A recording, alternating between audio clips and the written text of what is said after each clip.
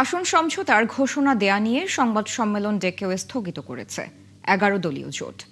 জামায়াত ইসলামের একজন নেতা জানান, আলোচনা চলমান রয়েছে, তারা আশাবাদী ইসলামী আন্দোলন জোটেই থাকবে। এদিকে চরমোনাই পীরের দলটি জানিয়েছে, ভোটে ইসলাম পন্থার এক বক্স নীতি বহাল রাখতে অঙ্গীকারবদ্ধ তারা। রাশেদা নিসের প্রতিবেদন। কালার এক্সপার্ট এবং ডার্ক স্যাপ সমৃদ্ধ অরিক্স অ্যাডভান্স ডিটারজেন্ট পাউডার, আপনার লন্ড্রি এক্সপার্ট। আসন বণ্টনের ঘোষণা নিয়ে ইসলামী ঘরানার 11 দলীয় জোটে ধোঁয়াশা কাটছেই না। বুধবার সকালে এ নিয়ে সংবাদ সম্মেলনে ঘোষণা দিয়ে বিকেলে তা স্থগিত করা হয়। জামাতের এক নেতা জানান, জোটের অন্যতম দল ইসলামী আন্দোলনের সাথে এখনো আলোচনা চলমান রয়েছে।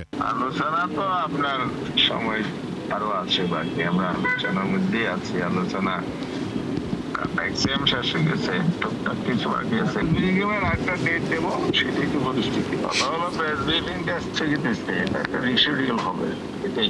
অবশ্যই আমরা আশাবাদী, আমরা তো আশা নিয়ে কাজ করতেছি। এদিকে উদ্ভূত পরিস্থিতিতে বৈঠক করছে ইসলামী আন্দোলন। পরে দলটি জানায়, ইসলামী দলগুলোর ভোট এক বাক্সে আনতে তারা এখনো অঙ্গীকারবদ্ধ। নির্বাচনটা আমরা কিভাবে করব এবং ওয়ান বক্স পলিসি কিভাবে বাস্তবায়িত হবে, এই বিষয়টা, এটা রূপরেখাটা আমরা আগামী 2-1 দিনের মধ্যে আমরা ইনশাআল্লাহ আপনাদেরকে আনুষ্ঠানিকভাবে জানিয়ে দেব। তিনি আরো বলেন, সমঝোতা না হলে বিকল্প সিদ্ধান্ত শিগগিরই জানিয়ে দেয়া হবে। যদি আমরা আমাদের পথ ভিন্ন হয়, যাতে সুসম্পর্কটা থাকে, সেই চেষ্টাও আমরা করবো ইনশাআল্লাহ। রাশেদ আনিস, 71, ঢাকা।